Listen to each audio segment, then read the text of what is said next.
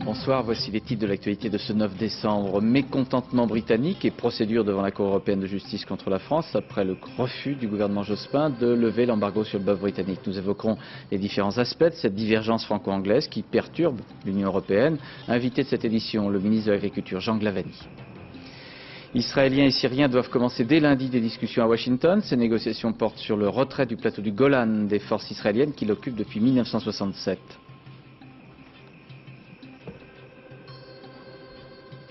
Les festivités de l'an 2000 à Paris seront placées sous très haute surveillance. 20 000 policiers parisiens seront mobilisés.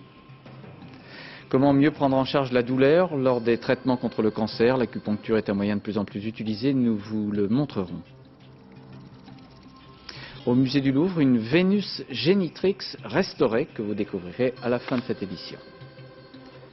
La France n'est pas en mesure aujourd'hui de lever l'embargo sur la viande bovine britannique. La décision a été annoncée hier soir par le gouvernement. En 24 heures, toutes les explications du gouvernement français n'ont pas convaincu évidemment les Anglais, même si la tendance réciproque est officiellement à la sérénité. Nous allons détailler les réactions et les conséquences de cette décision. Mais auparavant, voici avec Émilie Lançon ce qui achoppe dans le dossier de la viande bovine britannique aux yeux des dirigeants français qui, par précaution, ne veulent pas lever l'embargo, comme la Commission européenne le lui demande. En arrivant au Conseil européen d'Helsinki, le Premier ministre sait qu'il n'aura pas la tâche facile. Il va devoir justifier sa décision de maintenir l'embargo sur la viande de bœuf britannique. Lionel Jospin et ses ministres ont décidé hier soir de prendre en compte l'avis des scientifiques de l'Agence de sécurité sanitaire qui estime qu'il subsiste un risque de contamination. Un risque dû en premier lieu aux résultats des tests de dépistage.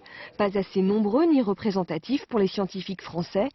Seules 6 000 bêtes ont été contrôlées sur 120 000 bovins britanniques.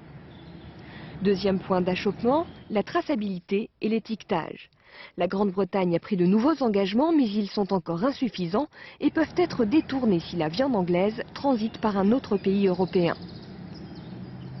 C'était une décision sage parce que nous avons trop d'incertitudes. Ces incertitudes seront levées en 2000-2001 quand nous aurons la possibilité de vérifier l'efficacité des mesures décidées en 1996 puisque le temps d'incubation de la maladie bovine est de 5 ans.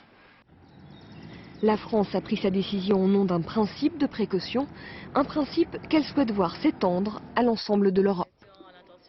Alors, le gouvernement français, en refusant de lever l'embargo, jouait évidemment sur du velours, puisqu'aussi bien les organisations de consommateurs comme les organisations syndicales agricoles étaient défavorables au retour de la viande bovine de Grande-Bretagne sur le territoire français. Commentaire Nathalie Moisan. Rassurer le consommateur, c'est devenu la priorité des éleveurs français, soulagés aujourd'hui par la décision du gouvernement. Pour Bernard Stub, producteur de bœuf charolais, compte tenu des risques sanitaires, le maintien de l'embargo est légitime. Même si le gouvernement n'avait pas maintenu cet embargo, les consommateurs auraient été assez sages pour le maintenir d'eux-mêmes. Des consommateurs au centre de la décision française et donc forcément satisfaits. Leurs organisations de défense menaçaient d'ailleurs en début de semaine, si l'embargo était levé, de boycotter le bœuf anglais. C'était une décision de bon sens et en tous les cas qui met en avant le principe de précaution, mais surtout préserver la santé publique en France. Une décision légitime également pour les organisations agricoles. Mais si l'on privilégie le consommateur, attention à ne pas oublier les producteurs français qui pourraient être victimes des représailles britanniques. Il faut en assumer les conséquences jusqu'au bout et nous demandons d'ores et déjà, s'il y a des mesures de boycott qui continuent dans le cadre anglais, il faudra que la France, pour des produits agricoles, mais peut-être pas qu'agricoles, prenne toutes ses responsabilités. Et comme il faudra bien trouver une issue à la crise, consommateurs et éleveurs demandent maintenant la création d'une agence européenne de sécurité sanitaire. Il devient nécessaire, selon eux, d'harmoniser les points de vue des scientifiques européens. Évidemment, la tonalité est à l'opposé de l'autre côté de la Manche. La presse britannique parle d'outrage, d'humiliation. Les députés britanniques, conservateurs comme travaillistes, trouvent cette décision française risible et bizarre et tout à fait contraire à l'esprit européen. De plus, le syndicat des éleveurs britanniques appelle à boycotter la France et ses produits. Correspondance Benoît Ducan et Stan Rosenlund à Londres. Nous sommes à Maidstone, dans le Kent. C'est la foire agricole de Noël. L'un de ces moments privilégiés où l'on bichonne ces vaches ou ces bœufs que l'on dit fous et qui font la fierté des éleveurs britanniques. Les bêtes sont d'origine charolaise ou limousine. Elles sont surtout interdites de séjour sur le territoire français. Et ça, les éleveurs anglais ne le supportent plus, eux qui ont fait tout ce que l'Europe leur demandait pour obtenir la levée de l'embargo. On a mis en place la traçabilité, le système de passeport, toutes ces mesures de contrôle. On ne peut pas faire beaucoup mieux que ça.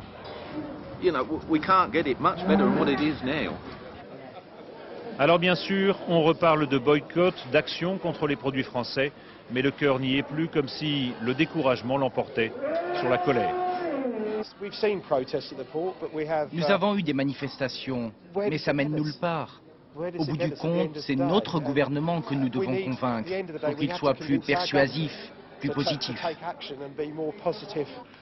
Et côté gouvernement, justement, tout semblait aller pour le mieux depuis le sommet franco-anglais et le protocole d'accord conclu sous l'égide de Bruxelles. La levée de l'embargo paraissait une formalité. Fort de cette quasi-certitude, Tony Blair avait même convoqué les professionnels du secteur, au menu de ce petit déjeuner, du bœuf bien sûr, mais surtout un plan de bataille pour reconquérir les marchés perdus. Alors bien que la nouvelle soit tombée tard hier soir, la presse populaire ce matin la mettait en une, criait à l'outrage et à l'humiliation. Et cet après-midi au Parlement, l'opposition sonnait la charge. Il est grand temps que le ministre cesse de nous donner des excuses, qu'il arrête de blâmer les autres pour les échecs de son gouvernement et qu'il agisse dans l'intérêt de la Grande-Bretagne et de ses fermiers. Pour Tony Blair, cette décision de Paris apparaît presque comme un échec, un désaveu de sa politique personnelle. Ses relations amicales avec Lionel Jospin et même Jacques Chirac, sa politique résolument pro-européenne, sa confiance inébranlable envers les arbitrages de Bruxelles et même son engagement aux côtés de la France pour une politique de défense, tout cela semble avoir été contredit par le non de Paris. La situation du Premier ministre, bien sûr, en paraît fragilisée et ici on ne cachait pas aujourd'hui que ce jour risquait d'être un jour de victoire pour les anti-européens.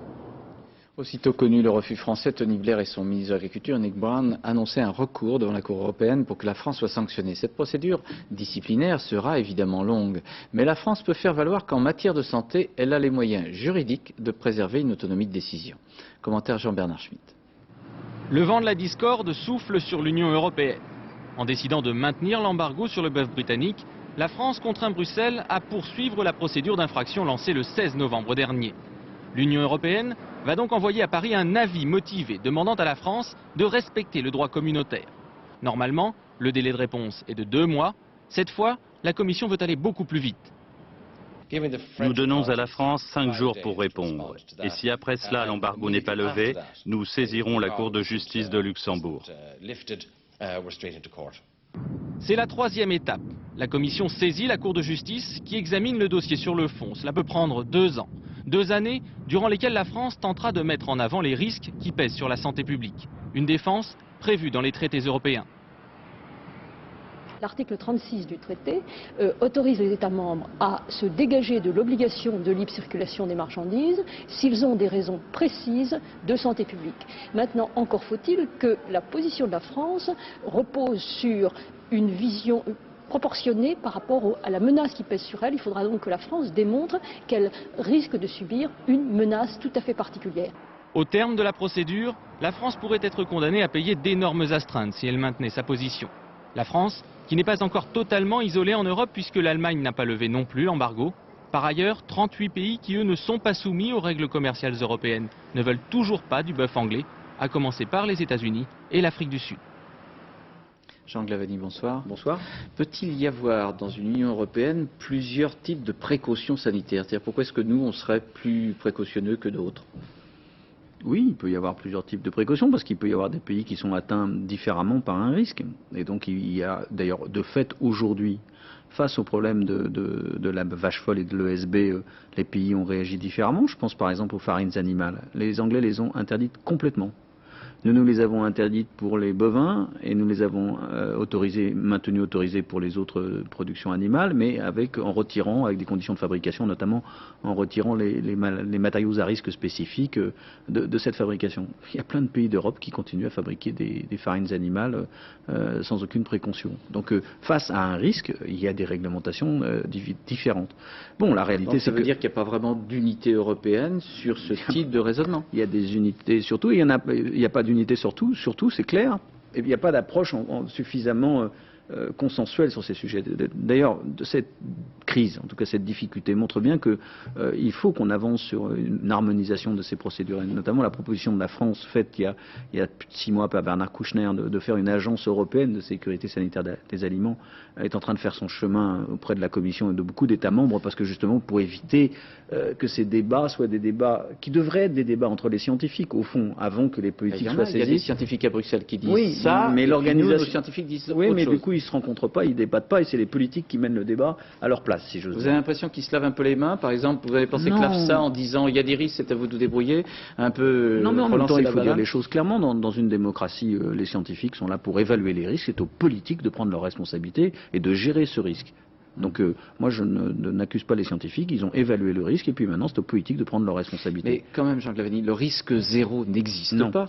Il n'existe pas. Alors vous attendez quoi pour dans cette affaire-là, le gouvernement français depuis le début, il est préoccupé par la sécurité sanitaire de nos concitoyens et donc l'application de ce principe de précaution que nous essayons de définir. Donc quand on a été saisi de la levée de l'embargo cet été, au mois d'août, nous avons saisi l'AFSA, qui est l'Agence française de sécurité sanitaire des aliments, qui a donné un avis clairement négatif à l'époque. Et donc nous avons dit aux Britanniques et à la Commission, nous voulons avancer et obtenir des garanties supplémentaires sur 5 points. Traçabilité, test, contrôle, produits dérivés, étiquetage. Ce qu'ils ont fait, l'éleveur dit on a fait beaucoup d'efforts. Nous avons travaillé et nous avons obtenu ce qui est une sorte de protocole, qui n'est pas un protocole d'accord parce que nous n'avons pas signé, nous ne sommes pas engagés, mais un protocole dont nous continuons à observer la logique. Sur ces 5 points, nous avons obtenu des garanties sur 3. Il en reste 2. 2 sur lesquels l'accord de principe existe. D'une part avec le Royaume-Uni pour mettre en œuvre des tests. Ils en ont donné l'accord de principe. Il faut que nos scientifiques se réunissent pour savoir quels tests, à quelle amplitude des tests, combien de tests et comment cibler ces tests. Ça, à mon avis, ça peut être fait en quelques semaines parce que les scientifiques ont besoin de se parler, peuvent se mettre d'accord. Et puis l'autre désaccord que nous avons, ou l'autre condition que nous fixons, c'est que dans ce protocole, l'Union européenne, c'est-à-dire la Commission, s'est engagée vis-à-vis de la France à mettre en œuvre un étiquetage européen qui permettrait de suivre à la trace le bœuf britannique depuis le producteur jusqu'au consommateur. Même si ça passe par des pays tiers, c'est-à-dire même si ça passe par la Hollande, on ne pourrait pas retirer l'étiquette sans avoir des garanties.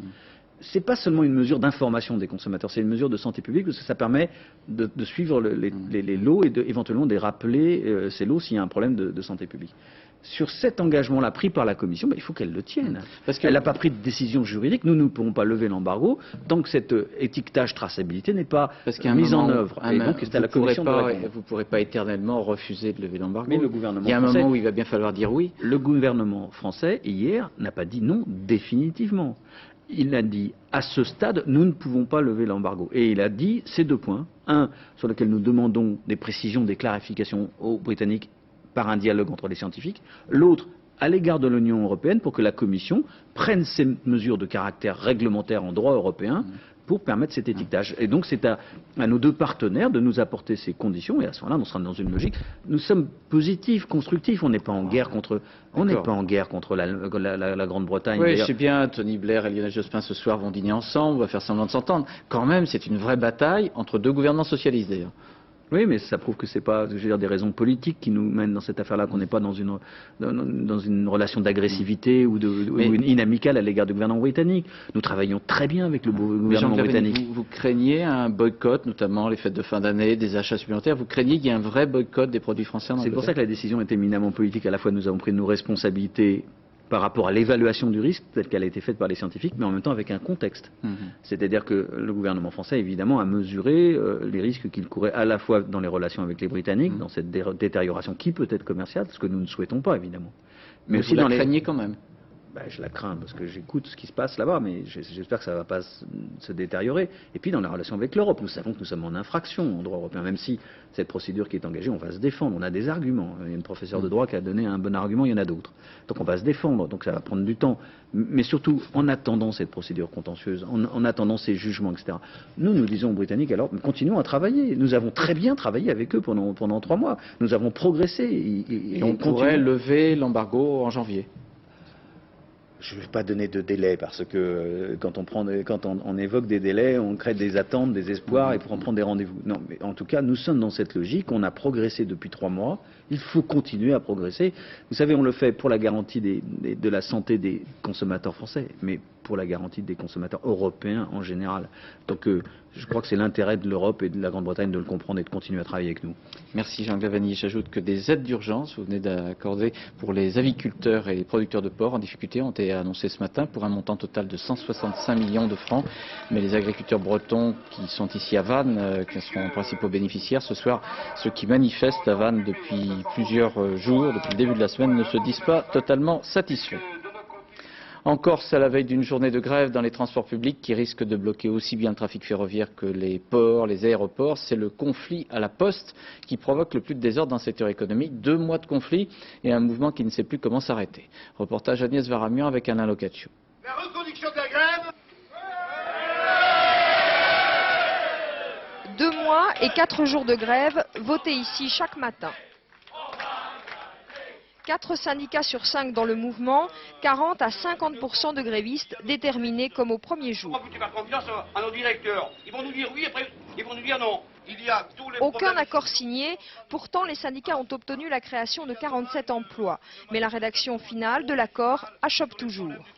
Nous avons eu des accords d'après-grève qui souvent n'ont pas été respectés, et y compris en matière de création d'emplois. Donc nous voulons et nous exigeons qu'il y ait un protocole d'accord qui permette d'avoir toutes les garanties possibles et que ces garanties soient incontournables. Un conflit émaillé d'incidents. Depuis plusieurs jours, le courrier trié par les non-grévistes est sous bonne garde. En fait, 500 000 lettres et colis sont en attente à Marseille. Ici, à Ajaccio, 30% du courrier est trié et distribué. La direction, dépitée, est persuadée, elle, d'avoir fait le maximum en matière d'emploi. Il est très clair qu'il s'agit de 47 créations d'emplois qui seront implantées suivant les diagnostics de la mise en place des 35 heures, bureau par bureau, d'ici à la fin de l'année 2000. Ils s'additionneront à ceux de 99 ? Absolument. Cette grève, si elle gêne les particuliers, est tombée au plus mauvais moment pour cette fromagerie. L'échec n'arrive plus, 20% de son chiffre d'affaires est bloqué. On a atteint le seuil critique, donc la bienveillance des banques pour l'instant, va peut-être aussi trouver ses limites. Et nous souhaitons que les partenaires sociaux soient raisonnables dans leurs négociations et aboutissent très vite. La Chambre de commerce et d'industrie a mis en place ce centre de tri parallèle. Il gère une partie du courrier des 3000 entreprises corses touchées par ce conflit. Dans le conflit en cours qui touche les hôpitaux de l'AP-HP, l'assistance publique des hôpitaux de Paris, la ministre Martine Aubry a annoncé une aide de 5 millions de francs. Ce sont surtout les personnels des services d'urgence en grève qui dénoncent des conditions de travail portant atteinte à la santé des patients. Et puis la même ministre de la Solidarité vient de décider que la couverture maladie universelle CMU sera bien en place dès le 1er janvier prochain et que les bénéficiaires de l'aide médicale gratuite ou du RMI n'auront aucune démarche à faire pour avoir droit à la CMU. En Israël, l'annonce de négociations avec la Syrie a quelque peu surpris l'opinion. Hier soir, le président Clinton, à Washington, précisait que les dirigeants israéliens rencontreraient une délégation syrienne dès lundi dans la capitale des États-Unis. Depuis, à Jérusalem, on évoque toutes les difficultés de ces pourparlers. C'est une affaire de mois, dit-on, et il s'agit surtout du retrait du plateau du Golan, plateau occupé depuis 1967 par Israël. Ce plateau est essentiel pour la sécurité de l'État d'Israël, mais il est aussi un enjeu important puisqu'il contient des sources d'eau qui alimentent toute cette région. Commentaire de notre correspondant en Israël, Charles Vanderlin avec Mossi Herman. Décembre noir pour Maurice Fuenquinos. Il se sent trahi à la fois par Ehud Barak et par la météo. Arrivé de France en Israël il y a 25 ans, il a créé une auberge au nord du Golan, sur le mont Hermon. Et à cette époque-ci de l'année, il devrait accueillir de nombreux skieurs, mais il n'y a pas un seul flocon de neige. Et surtout, Ehud Barak part cette semaine à Washington discuter d'un retrait israélien de la totalité du Golan. Si, en fin de compte, on est obligé de partir d'ici, je ne sais pas ce qui se passera. Je ne suis pas devin, je ne sais pas ce qui se passera. En tout cas, moi, en ce qui me concerne, je retourne en France parce que je ne crois plus en ce pays. Plus du tout. Il n'y a plus rien à faire ici. Le pays va à sa perte, c'est le début de la fin. Déprime aussi à Katsrin, la petite ville israélienne construite au centre du plateau du Golan. Le comité contre le retrait prépare une campagne pour conquérir l'opinion publique israélienne en prévision du futur référendum sur l'accord avec la Syrie. Dès la semaine prochaine, des manifestations seront organisées. L'enjeu est énorme, stratégique d'abord. Le Golan surplombe la Haute-Galilée et le lac de Tibériade, la principale réserve d'eau d'Israël. Et les Syriens devraient revenir sur sa rive orientale. Ehud Barak va donc négocier une rectification de frontières et exiger de stricts arrangements de sécurité, une démilitarisation du Golan, le maintien de stations d'alarme et de détection. Enfin, et c'est peut-être encore plus important que ces radars, Israël entend parvenir à une normalisation complète avec la Syrie. Un échange d'ambassadeurs, des relations culturelles, économiques, touristiques, sans oublier un accord avec le Liban qui devrait, dès le mois de juillet prochain, permettre un retrait de l'armée israélienne du sud Liban. En Tchétchénie, des colonnes de blindés russes sont arrivées en renfort autour de Grozny, la capitale, à 2 jours de l'expiration d'un ultimatum lancé aux habitants civils. Aucun changement dans la position des dirigeants russes. Boris Eltsine a même haussé le ton en rappelant que son pays était une puissance nucléaire à l'adresse du président américain Bill Clinton. Pour l'instant, Boris Eltsine a un allié solide, la Chine, où il vient d'arriver. Commentaire de notre correspondant à Moscou, Gilles Rabin, avec Franck Brisset. Image tournée la semaine dernière par des combattants tchétchènes. Les Russes progressent au sud de Grozny vers Urus-Martan, qui résiste encore, quand ils sont attaqués par un commando ennemi.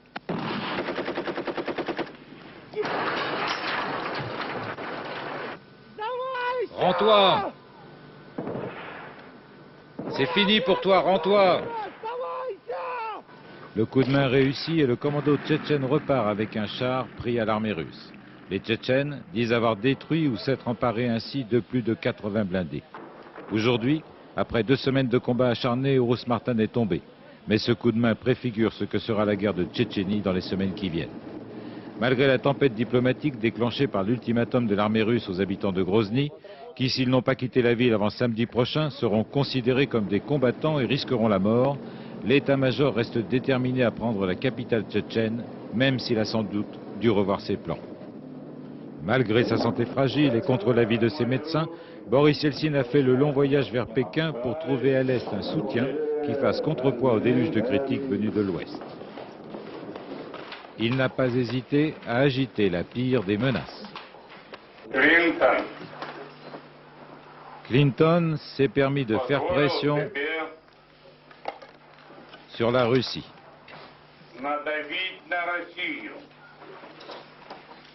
Manifestement, il a oublié pendant quelques secondes, 1 minute ou une demi-minute, ce que représente la Russie.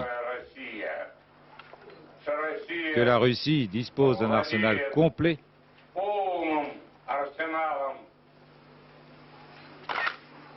d'armes nucléaires. Plus il est affaibli, plus Boris Eltsine parle fort. Et les sourires de circonstance cachent sa colère, son rêve d'en finir avec la Tchétchénie avant les élections législatives russes de la semaine prochaine s'est envolé. Demain à Oslo, le prix Nobel de la paix 99 sera remis à Médecins sans frontières. L'organisation sera représentée par une femme, médecin, Marie-Ève Ragnaud, qui revient tout juste d'une mission au Burundi. MSF annonce déjà que l'argent du prix Nobel ira à une campagne pour l'accès aux médicaments essentiels vers les pays en voie de développement. MSF, ce ne sont pas seulement des médecins ou des infirmiers, ce sont aussi des logisticiens chargés d'organiser, d'évaluer les conditions des secours d'urgence. Ils représentent 1/3 des volontaires. Pour France 2, Elsa Margou, Éric Delagneau et Jean-François Monnier ont accompagné une équipe de MSF. C'était lors des dernières inondations au Vietnam, les plus graves depuis 40 ans. Ils ont suivi un logisticien de Médecins sans frontières, mais aussi assisté à la préparation d'une telle opération. C'était à Mérignac, près de Bordeaux. À quel niveau l'eau est montée là? Non, je sais pas. Là, regardez les arbres. Voilà, c'est sûr, ouais. Premier jour de reconnaissance après les inondations. La mission du logisticien, c'est d'abord d'évaluer les dégâts. Bernard vient à peine d'arriver au Vietnam. Il doit rechercher les dispensaires où MSF pourra pratiquer les soins d'urgence. Voilà, c'est le dispensaire. Mais de celui-ci, il ne reste que des ruines. Il faudra aller voir plus loin. S'il est un peu l'homme à tout faire, le logisticien est aussi la grande force des French Doctors. Premier sur les lieux, c'est lui qui analyse les besoins. Bernard travaille pour MSF depuis plus de 10 ans. Basé au Cambodge, il enchaîne les missions partout en Asie.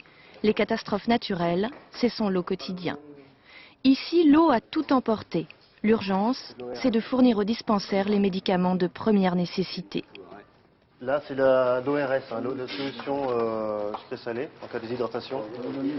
Et là-bas, dans l'autre, c'est les médicaments dont la liste est là. Donc il y a tous les médicaments essentiels, des antibiotiques, de la paracétamol. Bientôt, des médecins viendront rejoindre Bernard. Mais déjà, la machine MSF est en marche, car loin du Vietnam, le matériel d'urgence est prêt à partir. Nous sommes à Bordeaux, centre logistique de Médecins sans frontières. Ces caisses contiennent le matériel nécessaire à chaque type d'intervention médicale, des kits préparés à l'avance par d'autres logisticiens qui ont eux-mêmes une expérience du terrain. Ici, c'est important pour pouvoir aider nos équipes, pour aider d'autres personnes. Mais il y a une distance vraiment qui se fait sentir tous les jours. On a envie de partir presque tous les jours. Avant d'être logisticien, Angèle était cariste. Quand il part en mission au Rwanda ou quand il travaille en France, son métier est toujours le même, assurer aux populations qui souffrent et à ceux qui les aident l'arrivée rapide des secours. Et puis avant Noël, je vous signale l'opération de handicap international. Cette année, comme depuis 6 ans, cette opération qui est baptisée Sac à sapin, en voici un, qui permet d'éviter les aiguilles intempestives. C'est aussi un moyen d'aider Handicap International, puisque sur les 25 francs que coûte ce sac, 10 iront au profit des enfants handicapés du monde entier. Pour les festivités de l'an 2000 à Paris, où l'on prévoit peut-être plus d'1 million de personnes dans les rues, entre Lampion et Cotillon, c'est aussi le principe de précaution que l'on retrouve, précaution maximum de sécurité, qui anime les esprits de ceux qui auront en charge cette sécurité. Les 20 000 policiers parisiens sont consignés et ils seront 8 000 dans la soirée du 31 à veiller au grain. Beaucoup d'entre eux ont déjà l'expérience des grands rassemblements, notamment la Coupe du Monde de football ou les Journées mondiales de la jeunesse. Reportage Pascal Doucet-Bon et Philippe Deslandes. Gigantesque, inédit, colossal, tous les qualificatifs sont bons pour décrire les festivités de l'an 2000 à Paris. La roue de la place de la Concorde est déjà érigée, mais 11 autres, un peu plus petites, vont la rejoindre tout au long des Champs-Élysées. Plus encore que les autres années, la plus belle avenue du monde est l'objet de toutes les attentions policières. Interdiction de stationner aux abords à partir du 30 décembre à midi, puis dans tout le quartier, dès le lendemain. Au Trocadéro et au Champ de Mars, ils seront certainement des centaines de milliers à décompter les secondes avec la Tour Eiffel. Comme pour les Champs-Élysées, les restrictions de stationnement débuteront dès le 30 décembre. Le lendemain, ce seront les grands boulevards qui seront interdits aux voitures pour la grande parade du 1er janvier. Bref, les désagréments automobiles seront aussi exceptionnels que l'événement. Le principal conseil de la préfecture est donc on ne peut plus clair. Utilisez les transports en commun. Ne venez pas avec votre voiture personnelle, les difficultés de circulation seront considérables. Les transporteurs ont communiqué sur ce thème, ils font, me semble-t-il, un effort significatif. L'enjeu, éviter un accident de ce genre. Le soir de la finale de la Coupe du Monde de football, une voiture folle avait fauché plus de 100 personnes sur les Champs-Élysées, tuant l'une d'entre elles et en blessant plusieurs dizaines. Métro, RER et bus circuleront toute la nuit ou plus tard que d'habitude. Tous les détails seront disponibles à partir du 27 décembre en composant le 01 53 71 53 00 sur le 36 11 code préfecture de police ou encore sur le site internet de la préfecture.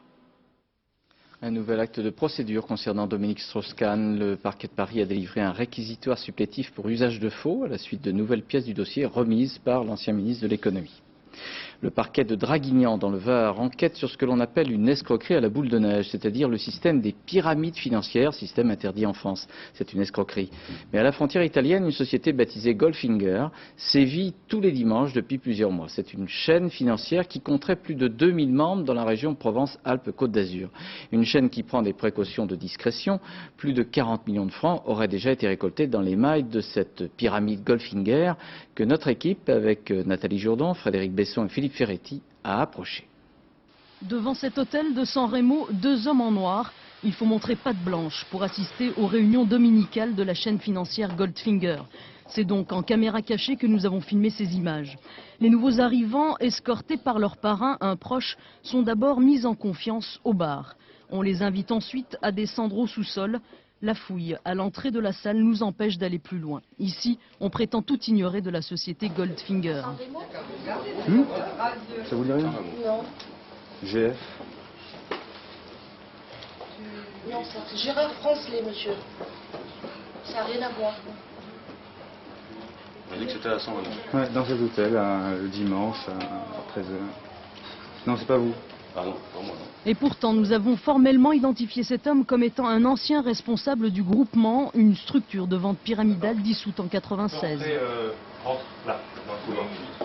Dans cette salle, les nouveaux venus vont subir un show à l'américaine. Applaudissements, musique assourdissante, discours galvanisant d'un manager bondissant. Le conditionnement va durer 6 heures. Et puis à un moment, donc, il vous donne les stockades, il vous sort une liasse en disant avec ça, maintenant, vous allez vivre heureux. Et c'est vrai que vous voyez ce paquet de billets, 500 francs, mes petites mains, c'est magnifique. C'est seulement en fin de journée que les invités découvrent que l'entrée dans le monde merveilleux de Goldfinger a un coût 20 000 francs. Une somme dérisoire au regard des bénéfices qu'on leur promet. Tout nouveau membre attire 3 nouvelles personnes qui versent chacune 20 000 francs. Bénéfice pour le parrain, 5 600 francs par nouvel adhérent. Il a presque remboursé sa mise. Ceux qui l'a parrainé recrutent à leur tour 3 nouveaux membres. Ils empochent donc 3 fois 5 600 francs et leur propre parrain engrange 9 fois 3 250 francs, etc., etc. Le truc, c'est qu'on veut récupérer notre pognon. Donc on est obligé de faire des victimes. Après, c'est plus par malhonnêteté. Après, on est obligé, on se dit, sinon je récupère plus mon pognon, si vous n'amenez pas de victimes. Joe n'est pas entré dans la pyramide. D'autres, délestés de 20 000 francs, ont néanmoins refusé de devenir complices. Si je porte plainte aujourd'hui, c'est plutôt par révolte vis-à-vis de ces gens qui profitent des gens en état de faiblesse pour abuser d'eux. Pour l'instant, 2 personnes ont été mises en examen par le parquet de Draguignan. La justice s'intéresse à la même escroquerie dans le sud-ouest. Là-bas, c'est en Espagne qu'on promet l'Eldorado. Comment mieux prendre en charge la douleur? C'est autour de cette réflexion que des acupuncteurs planchent actuellement à Paris. Il faut savoir que 10% des généralistes en France pratiquent l'acupuncture et ou l'homéopathie. Et que les hôpitaux eux-mêmes s'ouvrent à cette médecine d'origine chinoise. À l'Institut Gustave Roussy à Paris, depuis 20 ans maintenant, les traitements contre la douleur subis par les personnes atteintes de cancer incluent l'acupuncture. Jean-Daniel Flezaki et Claude Barnier nous proposent l'exemple de cette femme en traitement pour un cancer du sein. Catherine Favarel a été opérée d'un cancer du sein en 1997. L'opération s'est bien passée, mais la cicatrice la fait encore souffrir, malgré de nombreux traitements. Depuis quelque temps, à la consultation de la douleur de l'Institut Gustave Roussy, elle bénéficie de séances d'acupuncture un peu particulières, ce que l'on appelle de l'auriculothérapie. Il y a des patients auxquels on propose l'acupuncture parce que les médicaments qu'on leur avait prescrits auparavant, qu'ils continuent par ailleurs bien entendu, avaient baissé leur douleur mais pas suffisamment. Et dans l'espoir de baisser davantage ces douleurs, on ajoute l'acupuncture, notamment l'acupuncture de l'oreille. Tout commence par un repérage précis des zones où les aiguilles seront posées. Des aiguilles minuscules qui vont rester en place quelques jours avant de tomber toutes seules. J'ai souffert 18 mois, jour et nuit quand même, après l'opération. Quand on n'arrivait pas, j'ai une cicatrice c'est une histoire de peau, hein, tout simplement. J'ai une cicatrice qui me... Et aujourd'hui, ça va mieux? Ça va nettement mieux. Je n'y pense plus. À Villejuif, la consultation de la douleur propose aux patients non seulement l'acupuncture, mais aussi la mésothérapie ou encore la relaxation. Ce sont des techniques adjuvantes qui vont aider les patients et nous-mêmes à améliorer les conditions de soulagement, en diminuant un peu les médicaments, peut-être, si c'est possible, pas toujours. En tous les cas, en améliorant souvent la qualité de vie, la qualité du confort. Et traiter la douleur, c'est aussi rendre toute sa dignité à la personne malade. Voilà. Du sport, du football, avec un bel exploit des Lensois en Coupe de l'UEFA. Ils étaient en match retour des 16e de finale. Le Lens jouait ce soir en Allemagne, à Kaiserslautern. Mais les Lensois se sont imposés 4-1 et pourtant ils avaient perdu 2-1 au match aller. Ils se sont donc qualifiés pour le prochain tour. Commentaire Alexandre Cara. Un mauvais automne en championnat pour les Lensois et déjà on les voyait éliminés de la Coupe de l'UEFA. Il faut dire que battus 2-1 au match aller sur leur terrain par les Allemands du Kaiserslautern, les Sang et Or n'avaient rien à perdre ce soir. Des Sang et Or imprévisibles emmenés par la fougue de Joseph Désiré Job. C'est un premier but pour les Lensois. Mais quelques secondes plus tard, le Kaiserslautern égalise. Pourtant, rien n'entame l'ambition des Lensois. Job réalise l'exploit, il marque par 3 fois. En jargon du football, on appelle ça le coup du chapeau.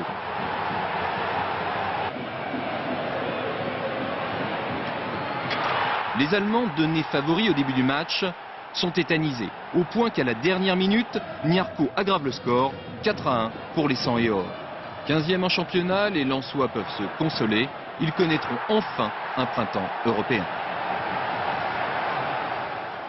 Du ski avec le slalom géant de Val d'Isère aujourd'hui, comptant pour la Coupe du Monde féminine. 2e victoire d'affilée pour l'Autrichienne Dorfmeister. La Française Régine Cavagnou est 3e. Régine Cavagnou avait pourtant réalisé le meilleur temps lors de la première manche, mais c'est quand même un beau résultat pour elle. Et puis c'est du judo avec un conflit interne dans cette discipline au sein de l'équipe de France. À 8 mois des Jeux de Sydney, la championne olympique Marie-France Restou ne veut pas du nouvel entraîneur choisi par la fédération. Aussi a-t-elle préféré partir travailler sa préparation physique à moitié. C'est l'architecte Jean Nouvel qui a été choisi pour le futur musée des Arts Premiers qui sera situé quai Branly à Paris. Ce musée des Arts Premiers tient beaucoup à cœur au chef de l'État. Le musée doit regrouper les collections du musée de l'Homme. En voici une maquette de ce futur musée des Arts Premiers, quai Branly à Paris. Ça va regrouper les œuvres du musée de l'Homme, du musée des Arts africains et océaniens. Au musée du Louvre, dans la salle des antiquités grecques, étrusques et romaines, il vous est désormais possible d'admirer la Vénus génitrix. Après un siècle passé dans le parc de Versailles, puis des décennies cachées au Louvre, elle a été récemment restaurée. Gérard Dalmas et Jean-Louis Gousser nous la présentent. La nouvelle pensionnaire du Louvre est un prix de beauté à la chair de marbre. Vénus génitrix nous vient des Romains. Ils aimaient tellement son ancêtre, bronze grec classique, qu'ils en avaient sculpté plusieurs répliques de pierre. Esthétique du drap mouillé qui voile et dévoile, sérénité de la puissance du nu, révolution de la révélation du corps féminin, quand Athènes en avait assez de la guerre et des guerriers. Cette statue, je dirais qu'elle est une sorte de miracle, à la fois d'harmonie, dans la mesure où elle réalise un équilibre tout à fait extraordinaire entre la rigueur de la construction classique et l'ornement qui commence à parer les statues à la fin du 5e siècle. Les rayons gamma nous racontent les accidents de la déesse. Au XVIIe, les 40 fragments ont été remontés, renforcés, restaurés. Ainsi, la main avait retrouvé sa pomme. En 6 mois de travail au centre de recherche et de restauration des musées, le dernier restaurateur a tout démonté, ou presque. Il y a toute une partie de petites pièces, comme les doigts, une trentaine en tout plus ou moins, les doigts, certains plis, que j'ai pu démonter parce que la colle qui avait été utilisée au XVIIe siècle était aujourd'hui oxydée, avait noirci, avait perdu vraiment son côté d'adhésion, on va dire. Donc j'ai démonté ces fragments et je les ai recollés. La grâce de la Vénus avait séduit Versailles. On lui faisait la cour dans le parc. C'est dans ce miroir qu'elle s'est reflétée pendant plus d'un siècle. Alors, elle a pris trop rapidement des rides, mais c'était un réparable outrage. La restauration lui a rendu son charme, son honneur, et le Louvre, les visites des simples mortels.